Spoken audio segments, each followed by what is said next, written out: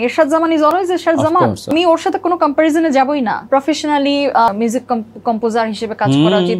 ওর সাথে কিন্তু আমি অনেক একটা ডিস্টেন্স নিয়েও কথা বলি। কিরকম হয়তো বা আমিও ওর ক্যারিয়ারের বিষয়টা হয়তো আমিও হয়তো বুঝি না। আমি ডাক্তার ও মিউজিশিয়ান। ডেফিনেটলি একটু বিতর্কিত বলতে গেলে ধরে নিলাম বিতর্কের কোনো শেষ নাই। জীবনে মানুষের ভুল থাকে, যেটা আমি শুরুতেই বলেছি। হ্যাঁ, তুমি বলতে পারো একটা গ্লাস ভেঙে গেলে সেটা তো আর জোড়া লাগে না। তুমি ধরে নাও সেম টাইপের সেম ডিজাইনের একটা নতুন গ্লাস কিনে ফেলছি, আমার জায়গায় অন্য একটা মেয়ে হলে হয়তো সুইসাইড করতো, মারা যাইতো।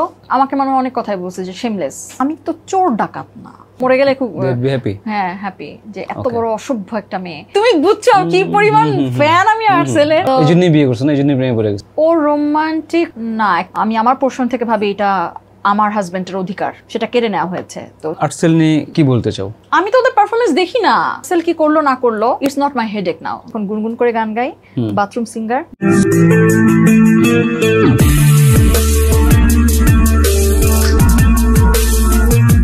Welcome to Munji Ahmed show. আমি হোস্ট মুঞ্জি আহমেদ। আমার গেস্ট আজকে ত্রিনা ইসলাম, খুবই পরিচিত মুখ, নিউজ প্রেজেন্টার, ডাক্তার, বাট আপনারা চিনবেন আসলে অ্যাজ আ নিউজ প্রেজেন্টার। ও লন্ডন ছিল আইওন টিভিতে, দেন আবার ব্যাক করছে, ঢাকায় আসছে, আবার আমাদেরকে জ্বালাইতে চলে আসছে, আপনাদেরকে জ্বালাইতে চলে আসছে, আপনাদেরকে আবার নিউজ পড়ে পড়ে শোনাবে। Trina, welcome to my show. Thank you so much. You welcome. Thanks for inviting. আরে এনি টাইম। আমাদের ইনফ্যাক্ট অনলাইনে শো করার কথা ছিল, তুমি যখন লন্ডন ছিলা, বিকজ আমরা প্ল্যান করেছি এবং সবকিছুতেই আমি স্পয়লার। তুমি প্ল্যান করে বসেছিলা, তারপরে হঠাৎ করে আমি ঘুম থেকে উঠতে পারি না। অবভিয়াসলি আমার এখানে শো ছিল, আমি বললাম ফাইন, নো প্রবলেম, শো শুরুর আগে তোমার অনলাইনে 1 ঘন্টা আধা ঘন্টা আপডেট দিতে পারবো, তোমার কোনো খবর নেই। রাইট, তুমি ঘুমাচ্ছিলা আবার। বাট এনিওয়েজ, ওটা অনলাইনে চেয়ে অফলাইনটা আসলে ভালো। সো বলো, তুমি লন্ডনে ছিলে অনেকদিন, দেন আবার চলে আসলা। আমি অ্যাকচুয়ালি এমএসসি করলাম, তো তারপর শেষ হলো। ব্যাক তো করতেই হবে দেশে, যেহেতু জন্মেছি এই দেশে, যাব কোথায়? ওকে। তো অনেকে দেশে আসতে চায় না আসলে, কেউ কিন্তু আসতে চায় না। না, আমার আবার কেন জানি থাকতে ইচ্ছা করে না। নাকি রাখে না লন্ডনে? না, বিষয়টা ভালো না। লন্ডনের অবস্থা ভেরি এক্সপেন্সিভ হয়ে গেছে, বাসা পাওয়া যায় না ঠিকমতো, সব সময় এক্সপেন্সিভ। বাট লন্ডন ইজ এখন লাইক লাস্ট 2 ইয়ার্স লন্ডন সব সময় এক্সপেন্সিভ। ইউ নো, মানে আমি এমন একটা জায়গায় ছিলাম যেটা ওয়ার্ল্ডের one of the expensive most country, right? এটা সবসময় এক্সপেন্সিভ ছিল, থাকবে।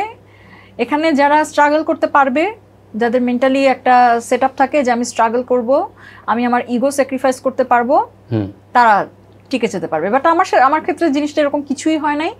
বাট আমার কখনোই টার্গেট ছিল না আমি ইংল্যান্ডে সেটেল হব, কখনোই না।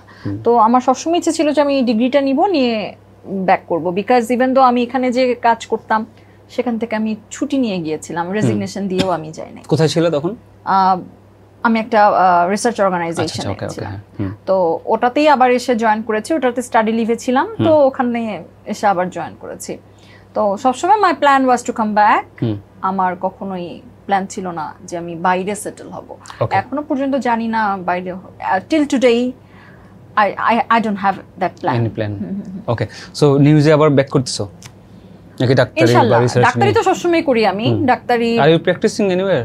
Yes, আমি তো কাজ করি। Okay. আমার একটা রিসার্চ অর্গানাইজেশন আমি আছি, তো সেখানেই আমার কাজ। আমি সবসময় রিসার্চার ছিলাম। আফটার মাই এমবিবিএস সবসময় আমি এই টার্গেটেই সবসময় কাজ করেছি যে আমি রিসার্চে কাজ করব। তো আমি অনেকদিন ক্যান্সার স্টাডিতে ছিলাম বঙ্গবন্ধুতে, তারপর কোভিডের সময় ডাব্লিউএইচওতেও কাজ করেছি। তো এখনো করছি আলহামদুলিল্লাহ। ডাব্লিউএইচওতে না, কিন্তু আরেকটা অর্গানাইজেশন আমি কাজ করছি। তো সবসময় কাজ করেছি, করে যাচ্ছি, এই তো। আর নিউজ মাত্র আসছি, দেখা যাক কোনো আবার হয়তো শুরু করব, ইচ্ছা আছে ইনশাআল্লাহ। ওকে, কি মনে হলো মানে যখন দেশ থেকে তুমি গেছো? কত বছর আগে গেলা? 3 বছর। 3 বছর ছিল এখানে? হ্যাঁ, 3 বছর। কি মনে হলো চেঞ্জটা, বা হুট করে প্ল্যান কেন করলা? না, হুট করে আমার কখনো প্ল্যান ছিল না। সবসময় একটা চেষ্টা ছিল যে আমরা যারা রিসার্চে কাজ করি কিংবা সামথিং, যে আমাদের একটা দেশের বাইরের একটা ডিগ্রি থাকলে মোটামুটি ভালো আর কি। ইভেন তো তুমিও যখন একটা ডাক্তার খোঁজো, কি মনে হয় তোমার একটা বাইরের কান্ট্রির একটা ডিগ্রি থাকলে মনে হয় যে, আর ইভেন তো আমাদের দেশের পড়াশোনার অবস্থা তো খুব একটা ভালো না, সত্য কথা। তুমি যখন বাইরে যাবা, তোমার বাইরে গিয়ে একটা ওরিয়েন্টেশনটা খুব ভালো হয়, মানুষের সাথে তোমার যে কমিউনিকেশন, তারপর তুমি একটা ডিফারেন্ট একটা এনভায়রনমেন্টে গিয়ে তুমি মিশতেছো, তুমি সম্পূর্ণ অন্য একটা স্ট্রাকচারে পড়াশোনা করছো। ইংল্যান্ডের যে পড়াশোনার স্ট্রাকচার, হ্যাঁ, আমাদের বাংলাদেশের মতো কিন্তু না। তো অনেক কিছুই শেখা যায়।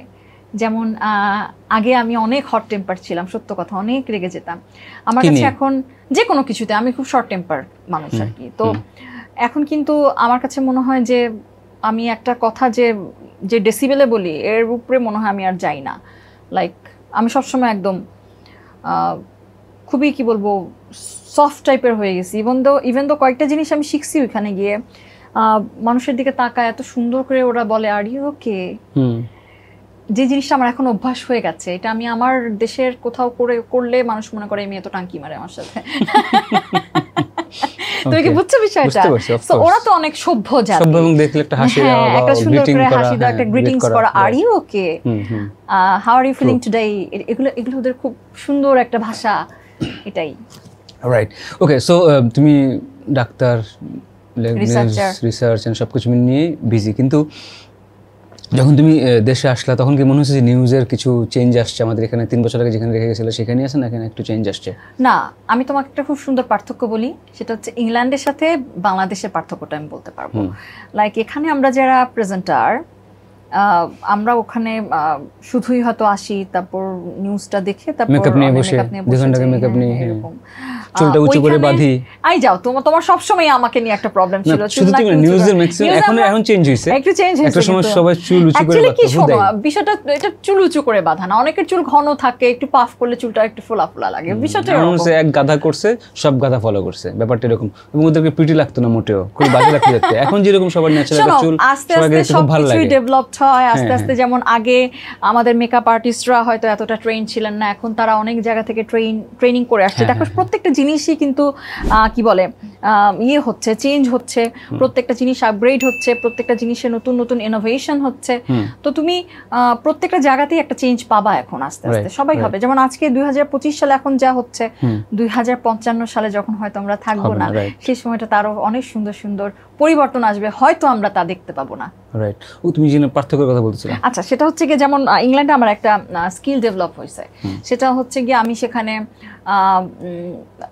পড়াশোনার পাশাপাশি ওখানে তো কাজ করা যায়। তো আমি একটা টেলিভিশন চ্যানেলে যে আয়ন টিভিতে কাজ করতাম, তো সেখানে আমি নিউজ এডিটর হিসেবে কাজ করতাম।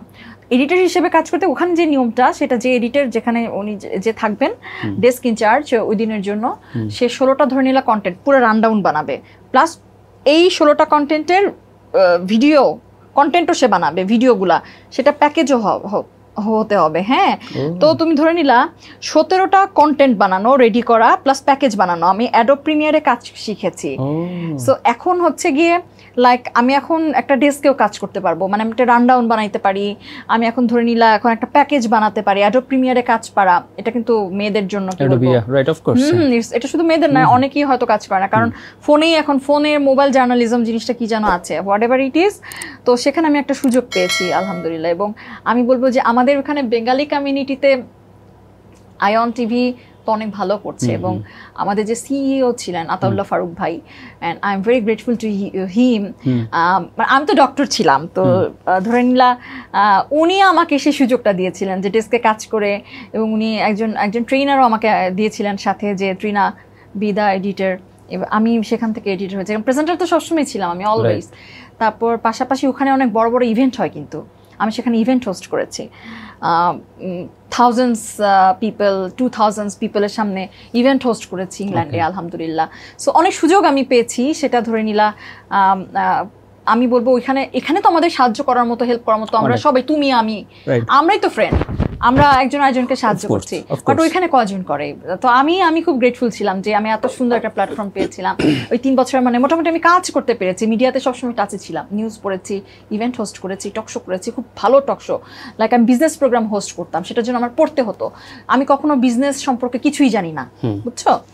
তো সেটা পড়েও আমি টকশো করেছি। ইংল্যান্ডের খুব ফেমাস টপ ক্লাস বিজনেসম্যানদের সাথে কিন্তু আমি টকশো করার সুযোগ পেয়েছি আলহামদুলিল্লাহ। বেঙ্গলি বাংলাদেশ, লন্ডনে কিন্তু বাঙালিরা কিন্তু অনেক ভালো করছে। হ্যাঁ হ্যাঁ। সো আমি সুযোগ পেয়েছি, আমি সেই প্ল্যাটফর্মটা পেয়েছিলাম। এবং আমি সবসময় বলবো যে আমি সবসময় লাকি, মানে প্রিভিলেজড, সেই গ্রুপটার মধ্যে পড়ি আমি। ওকে, একটু পার্সোনাল লাইফে যাই। তুমি তোমার লাইক বেবি, হাজবেন্ড, ওদিকে পরে যাবো, বাট প্রথমে যাবো হচ্ছে তোমার যে প্রেম প্রেম করে বিয়ে করছো এবং তোমার হাজবেন্ড তো আমাদের খুবই প্রিয় পরিচিত বিখ্যাত গিটারিস্ট আরসালের এরশাদ, এবং এটা নিয়ে অনেক কাহিনী হয়েছে তখন when you guys got married। হ্যাঁ আলহামদুলিল্লাহ। যতটুকু বলতে পারো একটু শুনতে চাই তোমার গল্প। না ওরকম কিছু না, সেটা হচ্ছে গিয়ে এরশাদ শুরু থেকে বলো, মানে একদম শুরু পরিচয়। থেকে। of course আচ্ছা আচ্ছা, তোমার প্রেমের জার্নিটা, প্রেমের গল্প। অনেকদিন পর পর্যন্ত আমি এরশাদ ভাই ডাকতাম, এখনো এরশাদ ভাই ডাকি। ইভেন তো তুমি জানো যে আমার মেয়ের নাম জায়না, জায়নাও এরশাদ ভাই ডাকে মাঝে মাঝে, আই এরশাদ ভাই, মানে এরশাদ ভাই, বুঝছো? আর হচ্ছে গিয়ে আমি তখন এনটিভিতে প্রোগ্রাম হোস্ট। হ্যাঁ, তো আমার তো তখন কবে সেটা? 15 সালে। ওকে, 15 সালে। তো তখন আমি এনটিভিতে প্রোগ্রাম হোস্ট। আমি এরশাদকে ফোন করছি, আমি মাত্র বলতে নিছিলাম এরশাদ ভাইকে ফোন করছি। ফোন করলাম যে ভাইয়া একটু আসবেন কি না। তখন উনি বলতেছেন যে আমি একটু আপনার প্রোফাইলটা দেখি, যে আপনাকে যদি আমার পছন্দ হয় তাহলে কিন্তু আমরা আসবো। হ্যাঁ, ফ্ল্যাট করে ফেলছে প্রথমেই, শোনো তুমি। তারপরে দেখে আমি বলছি ওকে ওকে আমরা আসবো। আমাকে দেখে তার পছন্দ হয়েছে, but do you believe that আসে নাই, কিন্তু আসে নাই। আচ্ছা, ও তো খুব স্ট্রিক্ট। ও বলতেছে যে আপনারা অফিসিয়াল ইমেল করেন তারপরে আমরা আসবো। তো আমরা মাত্র প্রেম করেছি 1 মান্থ, কারণ এরশাদরা একটু কনজারভেটিভ ফ্যামিলি, আমি জানি, তুমি জানো সেটা, বকশিবাজারে আগে ওখান থেকে বলো না। হ্যাঁ, আসলো না, দেন তারপর আসলো না, কিন্তু তারপর তার সাথে আমার কমিউনিকেশন ছিল ওর সাথে। তারপর ধরে নিলা আর্টসেলের কনসার্টগুলোতে আমি যেতাম, কিন্তু ওর গার্লফ্রেন্ড হিসেবেই কিন্তু আমি যেতাম। অনেকগুলো কনসার্টে আমি গিয়েছি। তারপর ওই যে লিঙ্কন ভাইয়াদের বাসায় যেতাম, কনসার্ট শেষ করে লিঙ্কন ভাইয়াদের বাসায় যাওয়া হইতো। লিঙ্কন ভাইয়ের আম্মা অনেক আদর করতেন। তো so we had good memories, believe me, আর্টসেলের সাথে অনেক। তো তারপরে বাই এনি হাউ আর্টসেল আর রান করলো না। তারপরে রান জাম্প করো না, ওখান থেকে আসো। হ্যাঁ, আচ্ছা, কনসার্ট। তারপর হচ্ছে ধরে নিলা একদিন হুট করে মনে হলো যে আমরা বিয়ে করব। তো ওর আম্মা বললো, ওর আম্মুরই শুধু পারমিশন ছিল বিয়ে করব। হ্যাঁ, আমরা বিয়ে করলাম। বিয়ে করে উই প্রমিসড, তুমি বাসায় যাও আমি বাসায় যাই। আমরা 1 বছর পর গিয়ে এক্সপোজ করব। কি করছে সে জানো? পরের দিন মা নিয়ে হাজির আমার বাসায়। আর আমি তো বাসা থেকে পালাইছি। কেন? বউ নিতে আসছে, বিয়ে করছে সে, তো বউ নিবে না? হ্যাঁ, দেন। তো কারণ হচ্ছে মানে আম্মির কথা, মানে আমার যে শাশুড়ি আম্মির কথা হচ্ছে বিয়ে করছে, এখন বউ কই, বউ নিয়ে আসো। রাইট। তো বউ নিয়ে গেলাম। আমি কিন্তু বাসায় খুব একটা বকা টকা খাই নাই, কারণ এরশাদ তো খুব মাইডিয়া টাইপের, তোমরা তো চিনোই। কারণ মানে ওকে কিন্তু সবাই খুব পছন্দ করে, বিহেভ ভালো অনেক। তো ওইভাবেই হইলো। আর খুব মজার কিছু বিষয়। তারপরেও তো আর্টসেলে ছিল। বিয়ের পরও আমার কাছে মনে আছে যে কনসিভ করলাম, খুবই দ্রুতই আমি কনসিভ করছি, 1-1.5 মাসের মাথায়। তো আমার মনে আছে যে আমার বাবু জায়না পেটে যখন প্রথম টের পাই, আমার তখন মনে আছে, তখন লিঙ্কন ভাইদের বাসায় ছিলাম। সেটা কেন? ওই তো কনসার্ট শেষ হয়েছিল ইস্ট ওয়েস্ট ইউনিভার্সিটির। কনসার্ট শেষ হয়েছে, তো এরশাদ, লিঙ্কন ভাই সবাই আড্ডা দিচ্ছে, আর আমি আন্টির সাথে শুয়ে আছি। আমার শরীরটা খারাপ, আমার আন্টি আমাকে শুয়ে রাখছেন। তো বললাম তো উই হ্যাভ, মানে আমার অনেক কিছুর সাথে যে ভাইয়াদের আর্টসেলের মেমোরি, লিঙ্কন ভাইয়ের আম্মার মেমোরিটা আসেন আর কি। তো তারপর তো বাবু হলো, ভালোই ছিলাম, উই আর ওকে। আমরা মাঝখানে একটু আপ ডাউনস হয়েছে, ইট ওয়াজ মাই ফল্ট। বলো শেষ করো, না আমি যতটুকু পারো পুরোটা না, মানে প্রেম। আচ্ছা, প্রেম ভালোবাসা কিছু ভাটা পড়ে, ভালোবাসা মানে ধরে নিলাম ওর সাথে আমার কখনো ব্রেকআপ হয় নাই, একটু আপ ডাউনস ছিল, কিছু জিনিসপত্র নিয়ে আপ ডাউনস ছিল। তো ওই সময়টাতে হয়তো একটা গ্যাপ হয়েছিল। তো মানুষই তো ভুল করে, what do you think that, right? আমার ভুলটা একটু বেশি হয়ে গেছে, এবং ভুলটার অনেক চড়াই উতরাই পার হওয়ার পর, এবং আমি ভুলটা কি মনে হয়, ইফ ইউ ক্যান শেয়ার, না হলে কোনো প্রবলেম নেই, আমি কোশ্চেন করি, শেয়ার করতে পারলে করো। ভুলটা কেন, কি মনে হয় যে কেন হয়েছিল তোমার এই ভুলটা, বা এই ঘটনাটা কেন ঘটছিল তোমার লাইফে? অ্যাকচুয়ালি আমার সাথে হয়তো এরশাদের একটা গ্যাপ হয়েছিল। ওকে, ওই গ্যাপটা হয়তো ফিল আপ করতে গিয়ে মনে হয় এটাই আমি ভাবি। আর এটা নিয়ে আমি এখন খুব একটা ভাবি না। কেন ভাবি না জানো? Because Ershad is a very good soul. He forgive me. আমার এটা সবার সামনে বলতে কোনো প্রবলেম নাই। He forgive me. We are happy couple, আলহামদুলিল্লাহ। আমাদের একটা বাবু আছে, জায়নাকে সবাই চিনে। এরশাদ আবার জায়নাকে ছাড়া কিচ্ছু বোঝে না। হি is a very good father. তো সবকিছু মিলায় আমার বাচ্চার বাবা, আমি ওর বাচ্চার মা, তো we have to patch up, we patched up, and হয়তো এটাই ভাগ্যের লিখন ছিল যে আমরা একসাথে ইনশাল্লাহ থাকবো, এই আর কি। আর ভুল অনেক বড় ভুল সেটা আমার, আমি হয়তো অনেক মানুষই সেটা নর্মালি নিবে না, কিন্তু কোনো না কোনো ভাবে হয়তো হি ফরগেভ মি, হয়ে গেছে, সবকিছু হয়, অনেক অনেক কিছু হয় যেটা আমরা ভাবি না কিন্তু হয়ে যায়। ওকে, যখন তুমি এর সাথে বিয়ে করলা তখন ইনফ্যাক্ট লিংকনও বিয়ে করছে, হ্যাঁ ভাইয়াও বিয়ে করছেন, তখন তোমাদের মধ্যে একটা রাইভালরি চলতেছিল, মানে এরশাদের ওয়াইফ লিংকনের ওয়াইফ, কি অদ্ভুত না? কিন্তু আমরা কেউ কোনোদিন দেখি নাই, তখন কি হচ্ছিল আমার মনেই নাই, আমি কোনোদিন দেখি নাই ওনার ওয়াইফকে, বরং আমার কাছে মনে হয়েছে যে কখনো যদি সুযোগ হতো একসাথে দেখা করতাম, একসাথে আড্ডা দিতাম আমরা। কারণ কি জানো, বিষয়টা হচ্ছে লিংকন ভাই, এরশাদ ভাই, এরশাদ ভাই, ওরা হচ্ছে সাজু ভাই, সেজান ভাই, ওনারা হচ্ছেন আমাদের চাইল্ডহুড হিরো। আমি হচ্ছে সে টিপিক্যাল মেয়ে না, যেমন ধরে নিলা খুব প্রেম গান ওই টাইপের গান শোনার মানুষ না, আমি খুব মেটাল রক গান শুনি। সো পথ চলা, তারপর ধরে নিলা উৎসবের উৎসাহে, তারপর হচ্ছে লাইক যা দেখো না, ওফ, আমি এই টাইপের গান শুনে অভ্যস্ত। মানে লিংকন ভাইয়ের গলার এই গান, মানে এই অংশটুকু আমি তোমাকে বুঝাইতে পারবো না। আমি মানে এরশাদের লিড, লিংকন ভাইয়ার সে ভোকাল, ইটস অসাম। এটা আমাদের জেনারেশন, এটা এই জেনারেশনটা কিন্তু চেনে না এরশাদকে, বাট আমরা জানি এরশাদ অনেকটা গ্যাপে চলে গেছে। তো আমি জানি, তুমি জানো, তো আমরা জানি আমরা কতটা পাগল আর্টসেলের জন্য, তাই না? হ্যাঁ, আর্টসেল কি জিনিস আমরা জানি। তো সেখানে লিংকন ভাই সত্যি মনে হয় যে কখনো সুযোগ হতো লিংকন ভাইয়ের সাথে একটু আড্ডা দিতাম, ওনার ওয়াইফের সাথে আড্ডা দিতাম একটা সময়। তখন সেই 16 সালে যে সময় রাইভালরি কথাবার্তা, কারণ আমরা তখন কেউ স্ট্রেট ফরওয়ার্ড, আমরা কেউ সামনাসামনি ফেস টু ফেস কথা বলি নাই, মিডল ম্যানরা কথা বলেছে, হয়তো সেটার একটা রিপ্লাই আমি দিয়েছি, অন্য কেউ হয়তো রিপ্লাই দিয়েছে, বাট ফ্রম মাই সাইড আমার তাদের সাথে কোনো সমস্যা নাই। হ্যাঁ, দুঃখ আছে, অভিমান আছে, কারণ আর্টসেলের অংশীদার এরশাদ অবশ্যই, ওয়ান অফ দ্য পার্ট, এরশাদকে কখনো অস্বীকার করা যাবে না। তারপরও ইটস হ্যাপেনিং। তো আমি সবসময় ভাবি যে কোনোদিন হয়তো সেটা সলভ হবে, এবং আর্টসেল এবং Ershad it can't be separated. So but Ershad কিভাবে দেখে জিনিসটা এখন? এরশাদ কখনো এটা নিয়ে আমার সাথে কথা বলে না, এবং এরশাদ কখনোই কারোর সাথেই কথা বলে না, যেটা আমি দেখছি এবং আমি যেটা বুঝি।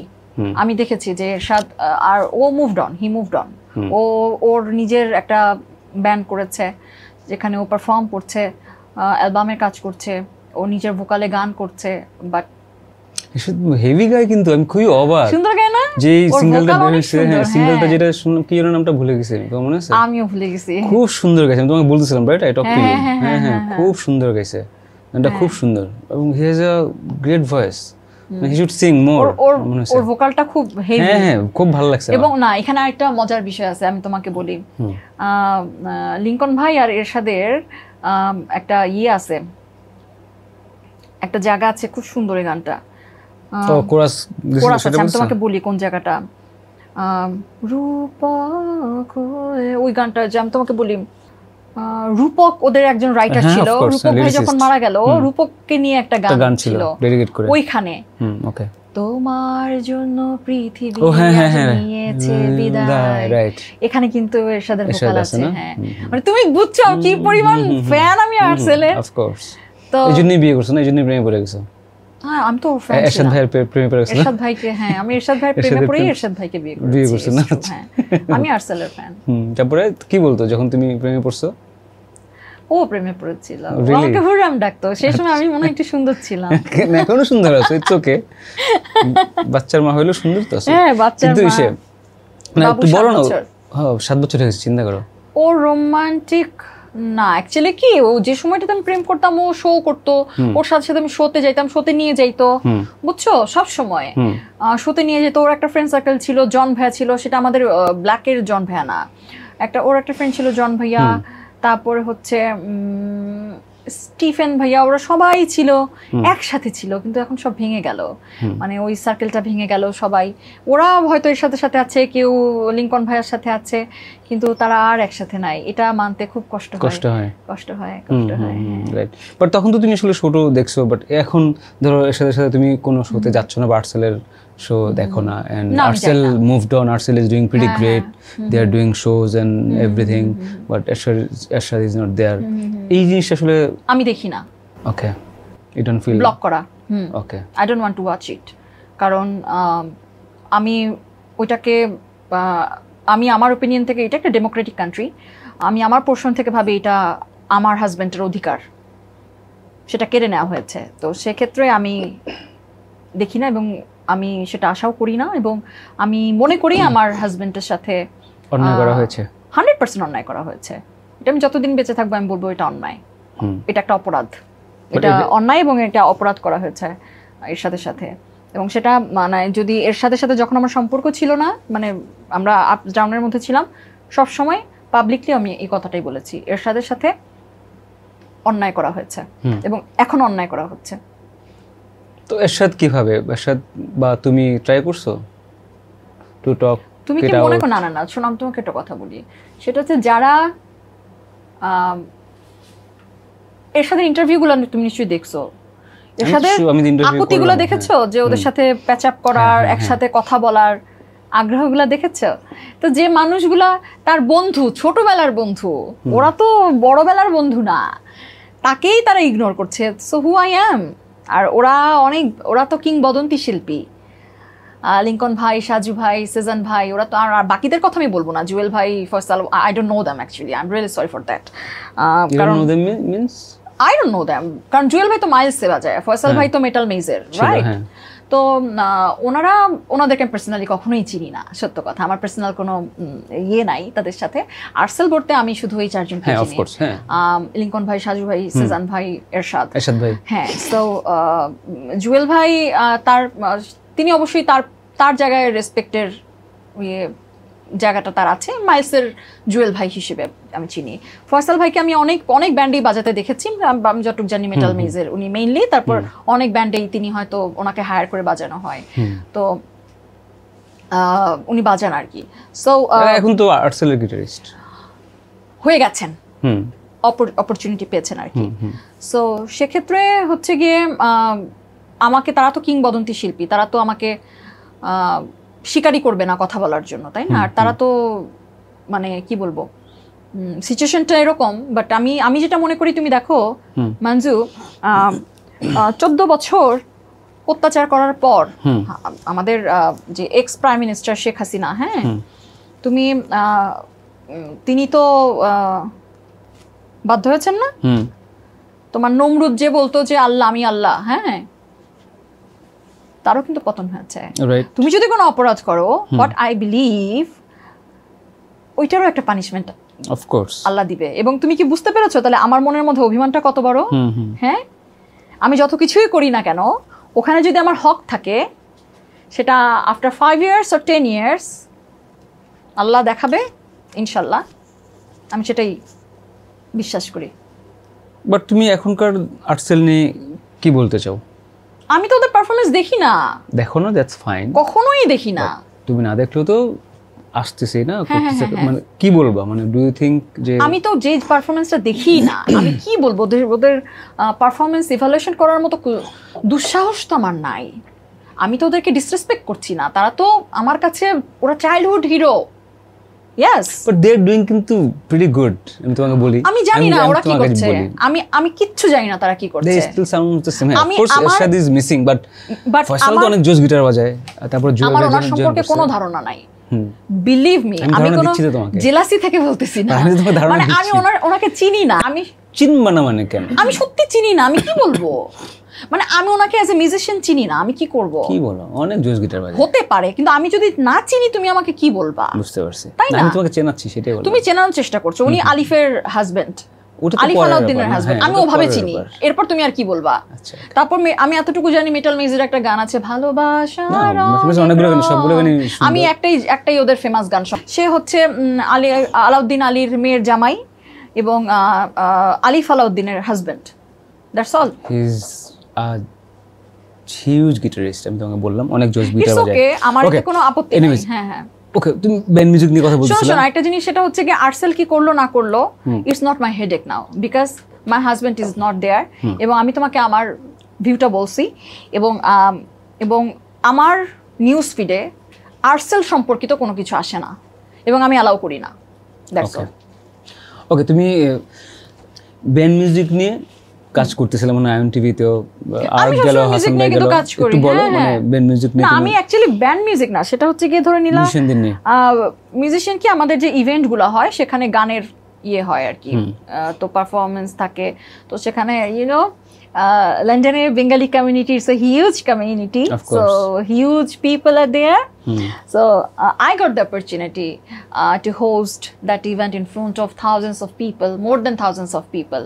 তো সেটা তো বললামই যে সেখানে যে আর পারফর্ম করেছে, হাসান ভাইরা গিয়েছিলেন টুয়াইস, তারপর জেমস ভাই গিয়েছেন, তারপর হচ্ছে ধরে নিলাম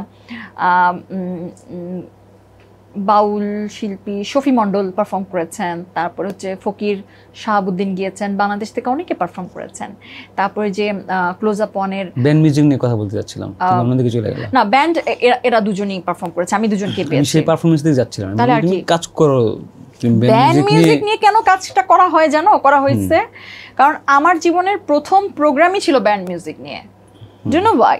ওই যে এনটিভির সবচেয়ে পুরনো প্রোগ্রাম ছিল ওল্ড স্কুল বিটস, ওইটা আমি হোস্ট করতাম, তো সেখান থেকে আমার ব্যান্ডের কিছু মানুষের সাথে পরিচয় আছে। আর আমি তো ইউনো আমি গান গাইতাম, আমি গান গাইতাম, তো আমি নজরুল সঙ্গীত আর ক্লাসিক্যাল আমার মোটামুটি একটু কি বলে শুধু তালিম নেওয়া না, আমার কি বলে শিক্ষা আছে আর কি, প্রাতিষ্ঠানিক শিক্ষাও আমার আছে, কিন্তু করা হয় নাই কারণ ওই যে ময়মনসিংহ মেডিকেলে যখন দ্যাটস হাউ উই মেট না, তোমার একটা গান নিয়ে একটা ঝামেলায় পড়তেছিলে তুমি, তখন তুমি ওটা কি তারপরে সর্টেড গান পাইছো?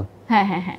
তো তারপরে হচ্ছে গিয়ে ধরে নিলাম ইউকেতে, তার না আমি অ্যাকচুয়ালি না সময় পাই নাই, কারণ হচ্ছে গিয়ে Mymensingh medical, you know medical life it's very complicated, সে সময় প্র্যাকটিস করা, কন্টিনিউ করা, it was very tough to do it, and unfortunately I have to stop it. That's all. এখন গুনগুন করে গান গাই, বাথরুম সিঙ্গার, দ্যাটস অল। আর মাঝে মাঝে জায়নার সাথে ছড়া গান গাই, বর্ষা শরৎ হেমন্ত।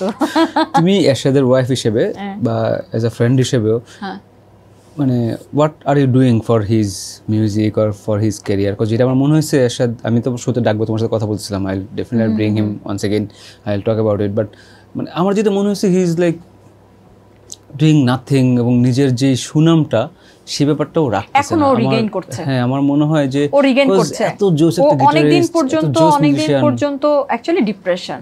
তুমি তোমার ভালোবাসার একটা জিনিস যখন তোমার কাছ থেকে নিয়ে নেওয়া হয়, লাইক আমরা ফ্যান হিসেবে যতটুকু কষ্ট পাই, did you ever think about him? ও কি কষ্টটা পায়? তো ওই জায়গা থেকে হয়তো ম্যান টু ম্যান ভ্যারি করে। তুমি হয়তো যেভাবে কাম ব্যাক করবা, হয়তো 1 মাসে, আরেকটা মানুষ হয়তো 1 বছরে, ও কাম ব্যাক করছে হয়তো 7-8 বছর পর, বাট তাও ও করেছে, 2-3টা গান হলো মাত্র ছাড়লো, আরো করছে। আমি দেশ থেকে এসেও দেখলাম যে ও রেগুলারলি স্টুডিওতে যাচ্ছে, হি গট মেনি স্টুডেন্টস, ও গিটার শেখাচ্ছে, তারপর পারফর্ম করেছে। তো এটা ধরে নিলে আরো 5 বছর আগে যখন ওদের ব্রেকটা হওয়ার পর তখনই যদি শুরু করতো হয়তো আরো বেশি শো থাকতো, but I got no problem. ওর ওয়ান্স ইন আ ইয়ার একটা শো করুক, আমার কোনো প্রবলেম নাই। এরশাদ জামান ইজ অলওয়েজ এরশাদ জামান, আমি ওর সাথে কোনো কম্পারিজনে যাবই না। বাট মনে হয় না যে অনেক কিছুই করা উচিত? অনেক কিছু করা উচিত ওর, ধরে নিলা প্রফেশনালি অনেক কিছু করা উচিত, মিউজিক কম্পোজার হিসেবে কাজ করা উচিত, মিউজিক ডাইরেক্টর হিসেবে কাজ করা উচিত। আমি যতটুকু বুঝি, আমি অনেক ছোট, মানে ধরে নিলাম এরশাদ হতে পারে আমি তার স্ত্রী, কিন্তু বিলিভ মি আমি এরশাদের সাথে না, মানে আমি ওর ফ্যান, প্লাস ধরে নিলা ওর সাথে কিন্তু আমি অনেক একটা ডিস্টেন্স নিয়েও কথা বলি। কিরকম, আমি যে বললাম না ছোটবেলা থেকে একটা ফ্যান, একটা ইয়ে ছিল, একটা অ্যাট্রাকশন কাজ ছিল। হ্যাঁ হ্যাঁ, ইভেন এখনো এরশাদ একটু ইন্ট্রোভার্ট টাইপের, হ্যাঁ, তো he never share his thoughts with me.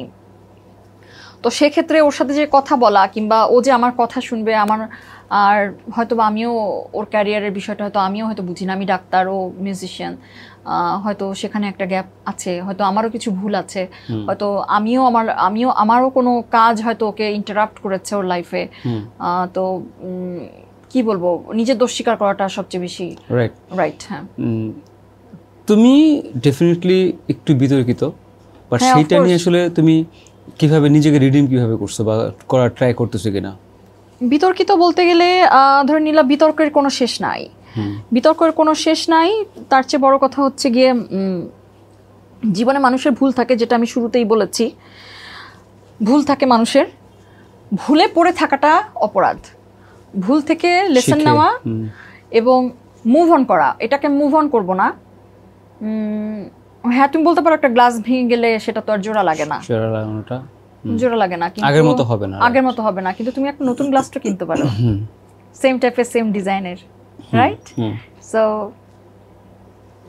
তুমি ধরে নাও সেম টাইপের সেম ডিজাইনের একটা নতুন গ্লাস কিনে ফেলছি, সেটা কে?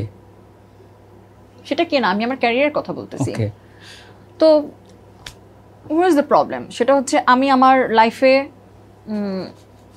হ্যাঁ ভুল ছিল, ওই ভুলটাতেই যদি আমি পড়ে থাকি, আমাকে যদি কেউ বারবার বলতে থাকে যে তুমি বিতর্ক সৃষ্টি করেছো, হ্যাঁ ডেফিনেটলি সেই সময়টা হয়তো, সেই সময়টাতে সেই মোমেন্টে হয়তো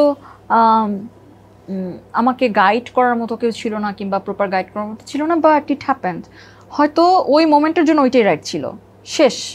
হ্যাঁ, তারপরে I suffered a lot, 1 year 2 year, now it has been 4 years, now we should not speak about it. আমার অ্যাচিভমেন্টগুলোকে দেখা উচিত, তাই না? যেমন আমি যে কাজ করছি, আমি আমার জায়গায় অন্য একটা মেয়ে হলে হয়তো সুইসাইড করতো, মারা যাইতো, রাইট? কিন্তু আমি তো সেটা করি নাই, তাহলে তো এটা পজিটিভ সাইড না আমার। আমি কতটুকু, আমার নার্ভ তাহলে অনেক শক্ত, রাইট? তো তারপর হচ্ছে আমাকে মানুষ অনেক কথাই বলছে যে শেমলেস, আমি কিভাবে মুখ দেখাই, এর চেয়ে ভয়াবহ কথা তো আর হতে পারে না, তাই না? আমাকে অনেক কথা বলছে। যে তোমার রিপ্লাই কি ছিল বা তোমার রিপ্লাই কি হবে? আমি কোনো এগুলার কোনো রিপ্লাই দিতাম না। যদি জানতে চাই তুমি এটা নিয়ে কি বলবা, ধরো তোমার যে অন্য একটা মেয়ে আছে, সেই মেয়েটা এই কমেন্টটা পাচ্ছে, হ্যাঁ হ্যাঁ হ্যাঁ, একটু জাস্ট ওদের জন্য how do show your face.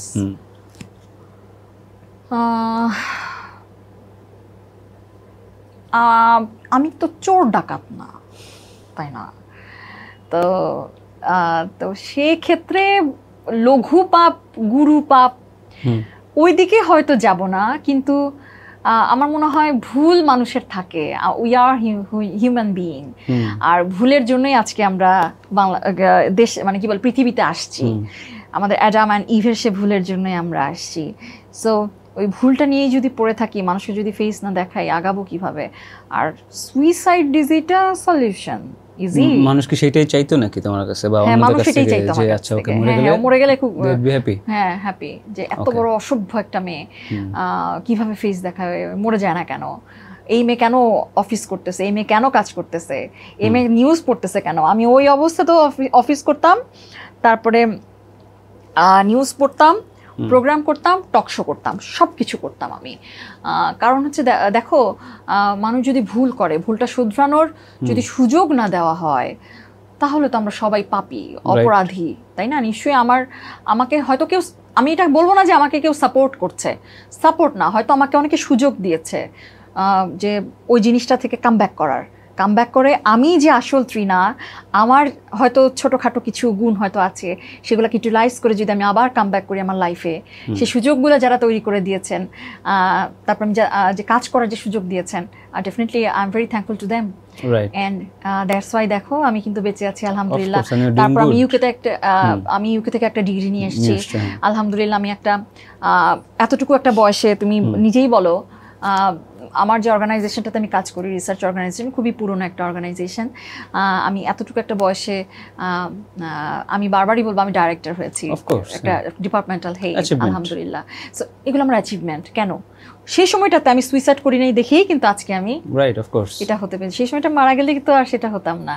আর আজকে সেই সময়টা সুইসাইড করলেও হয়তো সে যে আমার এত ফেমাস একজন, আমার যে হাজব্যান্ড, রাইট, ও যে এত ভালো একটা মানুষ, ও যে আমাকে ফরগিভ করলো, কিংবা আমরা যে আবার শুরু করলাম, আমার বাচ্চাটা যে তার মা বাবাকে আবার ব্যাক করলো, সবকিছু পেলো, সেটাও কিন্তু হতো না, তাই না? তোমার বিয়ে নিয়ে কি চিন্তা ভাবনা, মানে তোমার পয়েন্ট অফ ভিউ কি? বিয়ে, ধরো যে আমাদের তাহসান জাস্ট রিসেন্টলি বিয়ে করলো। ও ভাইয়া, বিয়ে জিনিসটা হচ্ছে, বিয়ে আমাদের করতে হবে, এটা আমরা ছোটবেলা থেকে রিলিজিয়াসলি আর হচ্ছে সোশ্যালি এটা আমরা ব্রট আপ হয়েছি যে আমাদেরকে বিয়ে করতে হবে। আর অ্যাজ এ বিলিভার আমি যেহেতু বিশ্বাস করি যে আমি ইসলামে বিশ্বাসী, আমি কিন্তু বিলিভার, আমি সবাইকে বলি, হয়তো আমি অতটা প্র্যাকটিসিং মুসলিম না, তারপরও আমি চেষ্টা করি, আমার মনে হয় বিয়েটা করা উচিত। আর বিয়ে মানে কি হয়েছে কি কমিটমেন্ট, আমি কমিটমেন্ট জিনিসটাকে খুব ভালোবাসি, পছন্দ করি। বিয়ে করলেই যে কমিটমেন্ট ফিক্সড হয়ে যাবে তা না, কিন্তু বিয়েতে অনেক কিছুর সলিউশন আছে আমার যেটা বিশ্বাস, এর বেশি আমি আর কিছু মানে। আর ডিভোর্সটা আমি পছন্দ করি না, সত্য কথা। কারণ আমি তোমাকে কি বললাম যে আমরা কিন্তু অনেক আপ ডাউনসের মধ্যে গিয়েছি, but we didn't went for it. ডিভোর্সের জিনিসটা আই ডোন্ট লাইক ইট, আমি পছন্দ করি না। আমার এই জিনিসটা পরকীয়া, এটা একটা কন্ট্রোভার্সিয়াল ওয়ার্ড। সেটা হচ্ছে তুমি কি বলবো, প্রেম? পরকীয়া হচ্ছে কি, আমি একটা জিনিস বলি, আমি আমার লাইফ থেকে যেটা। হ্যাঁ, পরকীয়া না, তাহলে আপন কিয়া বলবা? না, সেটা হচ্ছে ইফ ইউ লাভ সামওয়ান, তুমি একটা পোর্শন শেষ করো, then go for that relationship, don't do parallel, it's a disaster. Experience থেকে বলতেছো? হ্যাঁ, ইটস আ ডিজাস্টার। আর হচ্ছে কি, তুমি কিন্তু আমাকে অপমান করলা। না, আমি জাস্ট, তো it's a disaster, the way you said it, যে এক্সপেরিয়েন্স থেকে এটা হচ্ছে ডিজাস্টার। আর হচ্ছে কি আমি যেটা বলবো যে কি বলবো, কারোর সাথে বিট্রে করাটা ঠিক না। আমি আমার লাইফের এই পোর্শনটাতে এসে বলতে চাই বিট্রেটা উচিত না, বিকজ কার্মা হিটস ব্যাক। তার চেয়ে আমি মুসলিম হিসেবে বলতে পারি যে আমরা যা করব তার কিছু হিসাব আল্লাহ তো দুনিয়াতেই দিবে, আর আদারওয়াইজ আফটার লাইফ তো আছেই। রাইট। এবং আমি নিজে অনেক কিছু দেখেছি চোখের সামনে, মানে অপরাধের শাস্তি আল্লাহ আসলেও দিয়ে দেয়, কিছু কিছু অপরাধের শাস্তি। Right, exactly. বাট এটা কি মিডিয়াতেই বেশি হয় জিনিসটা? না, মানে আলোচনাটা সমালোচনাটা একজনের না, লিসেন, মিডিয়াতে থাকলে আলোচনা সমালোচনা বেশি হয়, বাট এই জিনিসগুলা বাইরেও অনেক বেশি হয়, বরং মিডিয়ার চেয়ে বেশি হয়, বাট সেটা আসে না। আমি ত্রিনা, আমি করেছি দেখে আমাকে নিয়ে 10টা কথা বেশি হচ্ছে। অন্য একটা জায়গায় অন্য মেয়ে ধরে নিলা, যার নাম সাদিয়া, রূপক অর্থে ব্যবহার করলাম, তাকে নিয়ে 2টা কথা হচ্ছে, এই আর কি। ওকে, তুমি একটু যদি তোমাদের প্রসঙ্গে যাই, কিছু নিউজ প্রেজেন্টার বা আমাদের নিউজের লোক, যে মুন্নি সাহান, এরকম কিছু মানুষকে নিয়ে অনেক কথা হচ্ছিল, এটা নিয়ে আসলে তোমার পয়েন্ট অফ ভিউ কি? যে কোটি কোটি টাকা ব্যাংকে পাওয়া যাচ্ছে, বা কিভাবে পায় ওরা এত টাকা? Tell me, like what's your point of view? না, বিকজ ধরে নিলাম মুন্নি সাহা, তারপর ধরে নিলাম যে ভাইয়ারা যাদেরকে নিয়ে প্রবলেমগুলো হয়েছেন, তারা কোনো না কোনোভাবে আমার হেড অফ নিউজ ছিলেন, কারণ আমার নিউজের ক্যারিয়ারটাও কিন্তু কম না। হ্যাঁ, আমি মানে ভালো ভালো চ্যানেলে নিউজ পড়েছি। তো তুমি 15 থেকেই মনে হয় না, আরো আগে থেকে? হ্যাঁ, না 15 থেকে, 15 পর থেকে আর কি। তখন তো এনটিভিতে ছিলাম, প্রোগ্রাম প্রেজেন্টার ছিল। তো ওই যে ডাক্তার একটা না, স্বাস্থ্য বিষয় এনটিভি, না, ওই যে ওল্ড স্কুল বেস। রাইট। পাশাপাশি 21 টেলিভিশনেও করতাম, ডক্টর জোন। হ্যাঁ, রাইট। ওইটা কথা এটিএন বাংলাতে করেছি, টেক কেয়ার। তখন প্যারালালি 3টাতেই করতাম। হ্যাঁ। তো তোমার মনে আছে? তো ফ্যাক্ট ইজ দ্যাট যে ওরা, আমরা সেম হলেও, লাইক আমরা শুধু কিন্তু প্রেজেন্টার, আমরা নিউজ পড়ি, বেতন পাই অতটুকু, আমাদের এখানে ইনভলভমেন্ট কিন্তু কম। কিন্তু যারা হেড অফ নিউজ, তারপর হচ্ছে আমি অ্যাকচুয়ালি আমি এটা খুব অদ্ভুত একটা বিষয়, বিকজ আমি যেমন আরেকটা দম্পতির কথা উল্লেখ করতে চাই, নাম উল্লেখ করতে চাই না, দে আর ইন জেল নাও। 1000 কোটি টাকা, 1000 কোটি টাকা, তুমি চিন্তা করতে পারো? আচ্ছা, এনিওয়ে, 1000 কোটি টাকা তুমি, আমি তো মানে 1 কোটি টাকাও চিন্তা করতে পারি না, সত্য কথা, বিলিভ মি। অফ কোর্স, হ্যাঁ, মানে আমি একজন ডক্টর, প্রেজেন্টার, তো আমি 1 কোটি টাকার কথাই যখন, ওটা যখন 1000 কোটি টাকা হয়, আমি না থমকে দাঁড়াই, বুঝছো? মানে কিভাবে এটা হলো, কিভাবে হয়, মানে কিভাবে আর্ন করা যায়, because we all want to be rich, right? আর যারা rich they want to be richer. Of course. হ্যাঁ, না আমি জাস্ট যেহেতু নিউজের মানুষ একটা আইডিয়া পেতে যাচ্ছিলাম যে মানে অবাক হওয়া ছাড়া আর কোনো মানে এখানে আমার কোনো মন্তব্য নাই, কারণ মানে কিভাবে, মানে এটা কিভাবে সম্ভব, মানে এটা ওয়ে অফ আর্নিং কি, কারণ তারা তো চ্যানেল থেকে বেতন পাচ্ছে, বাট এর বাইরে তাদের আর কি সোর্স অফ মানি থাকতে পারে এটা সত্য আমি সত্যিই জানি না, যদি জানা থাকতো তাহলে আমিও মনে হয় হাজার কোটি টাকার মালিক হয়ে যেতাম। ওকে ওকে, আমরা শোটা শেষ করবো, বিকজ আজকে আমি আসলে অন্যদিকে যাব না, rapid fire entertainment and all that আমরা আরেকদিন করবো, বিকজ তোমার অফিস আমার স্টুডিওর পাশেই যেহেতু, so you can do it. But আজকে আমরা শেষ করি, কিছু বলতে চাইলে প্লিজ বলতে পারো। আমরা অনেক কিছু নিয়ে আলাপ করছি, তুমি অনেক কিছু, আমি অন্যদিকে যাইও নাই বিকজ তুমি সেটা মানা করছো, সো আমার মনে হচ্ছে ইটস কুল। না it's okay, it's a nice show. It's okay না, আমি তো খুবই জানতে চাচ্ছিলাম, বাট তুমি তো মানা করছো আমাকে, যেন জানতে চাইলাম। কি জানতে চাও তুমি? এখনো হবে না। আচ্ছা থ্যাংক ইউ। তুমি যেটা টপিক মানা করলে না, যে এই টপিক নিয়ে কথা বলবো না, আচ্ছা আচ্ছা থ্যাংক ইউ। না তুমি আমার বন্ধু, তুমি অবশ্যই আমার কথা শুনবা, সেটা হচ্ছে thank you Manju, thanks for inviting me. অনেকদিন পর আমি দেশে আসছি, আর দেশে এসে অনেক কথা আমি বললাম। আমি মনে হয় 2021 সালের পর আর কখনো এইগুলো টপিক নিয়ে কখনো কথা বলি নাই ক্যামেরার সামনে। So I am happy to be here, আর thank you so much. Welcome Trina, আমাদের আবার দেখা হচ্ছে। তুমি তো একটা নতুন একটা শো শুরু করবে, সেটা সারপ্রাইজ, আপনারা দেখবেন হয়তো এখানে একটা উইল বি স্টার্টিং সামথিং। ও মানে she has her idea and I loved it, will be doing it. Trina thank you for like coming to the show, and আমরা তো আরো দেখা হবে, তোমার আরো গল্প ছিল, আমি সেগুলো আরো নিব, এবং অন্যান্য গল্প আমরা আরো অনেক গল্প করব। Definitely Trina, thank you guys.